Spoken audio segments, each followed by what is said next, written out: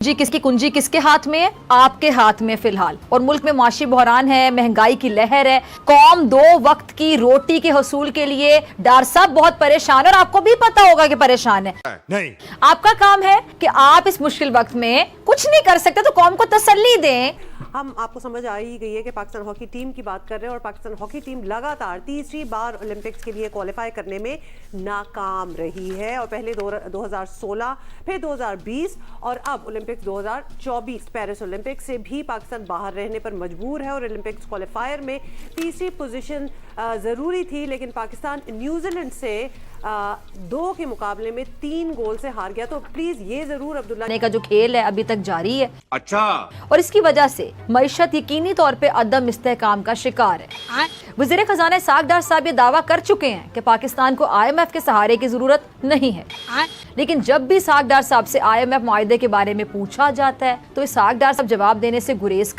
करते हैं। पागल समझा मैं कौन को? नाच मेरे बुलबुल के पैसा मिलेगा। हलवा पकाओ, सही सुना आपने, हलवा पकाओ। बिल्कुल वही कहानी है जैसे कि आपने भी सुनी होगी ना, प्री पार्टीशन हमारी सोने के फव्वारे और चांदी के कटोरे हुआ करते थे, प्री पार्टीशन की बात की है। लेकिन कभी पाकिस्तान हॉकी ओलंपिक्स का चैंपियन शहंशाह हुआ करता था। 4 मरतबा का वर्ल्ड चैंपियन था, 3 मरतबा का ओलंपिक का गोल्ड मेडलिस्ट और 3 मरतबा चैंपियंस ट्रॉफी का फातेह था। और ये सब हकीकत है, फर्क ये है इन दोनों कहानियों में, ठीक है। मगर कहते में आटा मिल रहा है, फौरन से लाइनें लग जाती है, लेकिन इन लाइनों में लग के कल हमने देखा कि एक शख्स ने अपनी जान गंवा दी। रही बात आटे की, ये प्योरली सुबाई मामला है। महंगाई ने अवाम की चीखें निकाल दी हैं। 6 बच्चों का बाप था वो शख्स। कपड़े बेचकर अवाम को आटा दिलाने वाले शहबाज शरीफ ने आटा तारीख की बुलंद तरीन सतह पर पहुंचा दिया।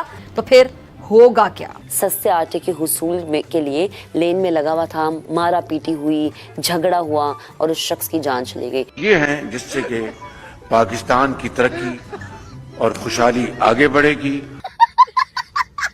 तो सवाल पूछा जाए, ये सहाफी ने जो सवाल किया वो सिर्फ उस सहाफी का सवाल नहीं है, पूरी कौम का सवाल है कि कब तक हमारे फैसले IMF करता रहेगा, कब तक हम महंगाई के बोझ तले दबते रहेंगे, कब तक लोग अपना पेट काट कर IMF की लगाई शराइत को पूरा करते रहेंगे। लेकिन ना आपके पास कोई जवाब है और ना ही कौम को देने के लिए आपके पास कोई तसल्ली है। चले तसल्ली दे देते। एक तरफ वजीर खजाना कह रहे हैं कि जी IMF के सहारे की जरूरत ही नहीं हमें, और दूसरी जानिब आज वजीर आजम शहबाज शरीफ साहब ने फ्रांस में MD IMF से मुलाकात की है। तो अब सवाल तो पैदा होंगे। सवाल ये है कि अगर IMF नहीं मानना तो फिर इन हालात में हुकूमत का जो इकोनॉमिक रिवाइवल प्लान है वो होगा क्या? हुकूमत जिसको प्लान B कह रही है वो क्या होगा, कितना कामयाब होगा और मईशत की बहाली के लिए कौन से इकदाम हैं जिनकी बिना पर पाकिस्तान IMF की लाठी के बगैर खड़ा हो सकेगा? अच्छा, एक तरफ हम देखते हैं कि मईशत की डगमगाती जो कश्ती है वो है, और दूसरी तरफ सियासी अदम इस्तेहकाम है जिसने मुल्क को मजीद मुश्किल से 2-4 कर दिए।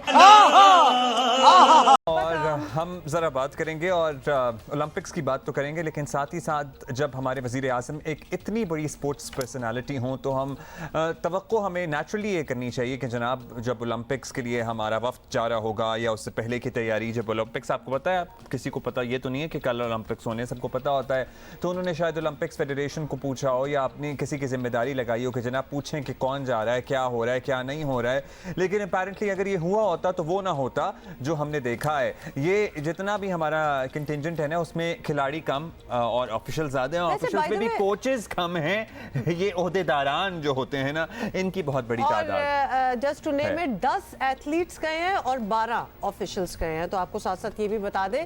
और but I don't know why we are not talking about the professional coaches, we are talking about officials, but I don't know why you are surprised. By the way ये तो दिहाइयां गुजर गई हैं जब से यही सिचुएशन चल रही है।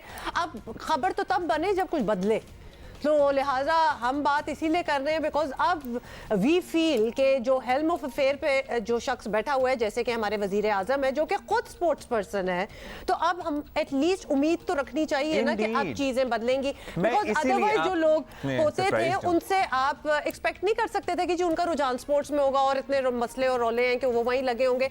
बट नो, खान साहब को तो बड़ी अच्छी तरह पता है कि स्पोर्ट्स किस तरह आपकी जिंदगी जो है वो बदल सकती है। जनाब इसी पे हम बात करेंगे और हमारे पास बड़े ही खास मेहमान हैं, ओलंपियन इस्लाउद्दीन साहब हमारे साथ मौजूद हैं। बहुत शुक्रिया इस्लाउद्दीन साहब, आपने वक्त दिया हमें। जाहिर है आपने उरूज देखा है you have been an Olympian yourself. किसी ज़माने में पाकिस्तान ओलंपिक्स में रेगुलर जाता भी था और मेडल भी लाता था, और हॉकी में तो जाहिर है हम बहुत बार मेडल लेके आए हुए हैं। लेकिन अब माशाल्लाह आपने देख ही लिया, हमने बात ही कर रहे थे कि 1 दर्जन से ज़ायद जो हैं वो ऑफिशियल साथ जा रहे हैं। मेडल्स का तो सवाल ही नहीं पैदा होता। टॉप 10 में भी कोई आ जाता है तो हम ऐसे जश्न मना रहे होते हैं जैसे कोई इस्लाउद्दीन साहब, medal ले आया इसी है। में से हमारा जाना ही इतनी बड़ी चीज होती है कि हम ये नहीं सोचते कि आगे से हम कुछ जीतेंगे कि नहीं। हम तो इसी बात पे हैरान होते हैं कि वाह हमारे पास कोई 2-4 qualify लोग कर गया है। हैं जो जा सकते हैं। तो क्या कहेंगे आप? ओलंपिक की एक क्वालिफाइंग रैंकिंग होती है। जब आप उस क्वालिफाइंग रैंकिंग को क्वालिफाई करते हैं तो आप जाके उसमें पार्टिसिपेट करते हैं। मिसाल के तौर पर हॉकी की बात करते हैं तो हॉकी के जो है वो पहली दूसरी मैक्सिमम अगर आती थी कभी तो तीसरी पोजीशन आती थी, तो ऑटोमेटिकली पाकिस्तान की हॉकी टीम ओलंपिक्स में क्वालिफाई भी करती थी और अगर आप देखें तो मेडल भी लाती थी। अगर हम हॉकी की बात करें तो वर्ल्ड में जो रैंकिंग है वो 17वें नंबर पर है, जबकि ओलंपिक्स में जो टीमें खेलती हैं वो 12 खेलती हैं। तो जाहिर है जब आप परफॉर्म नहीं कर रहे तो फिर कैसे जाएंगे। और जहाँ तक जिम्मेदारी का सवाल है तो वो लोग जो उस वक्त होते हैं वही जिम्मेदारी लेंगे और वो ही बताएंगे कि भाई इसका जिम्मेदार कौन है और क्या आप अपने वजूहात ज़माने हैं, की बात कीजिएगा क्यों नहीं इस्लाउद्दीन जा साहब। सके। बाकी बात रही दूसरे गेमों की तो उसमें यह है कि पाकिस्तान के मेरे ख्याल 10 से 12 का कॉन्टिनेंट गया है। 206 ममालिक जो हैं इस 2020 ओलंपिक्स में शिरकत कर रहे हैं। तो अब वो जो लोग गए हैं वाइल्ड कार्ड में, जो लोग जाएंगे जाहिर है वो भी क्वालिफाई नहीं कर रहे थे तो वाइल्ड कार्ड में गए हैं। तो वाइल्ड कार्ड में जाने का मकसद ये है कि सिर्फ आप एंट्री दे रहे हैं। और हाँ ये कि आगे मेडल जीतने की बात तो वो तो कहते हैं ना कि अभी कहना कुछ काबिल वक्त होगा। अल्लाह करे जो लोग गए मेडल बिल्कुल जीते। इस्लाउद्दीन जी, आप बहुत बहुत शुक्रिया हमसे बात करने का। लेकिन बात सारी वहीं आ जाती है, this needs to be taken into account. 10 athletes और 12 ऑफिशियल्स, मतलब ये इक्वेशन ही ठीक कर दें तो बहुत बेहतर हो जाएगा।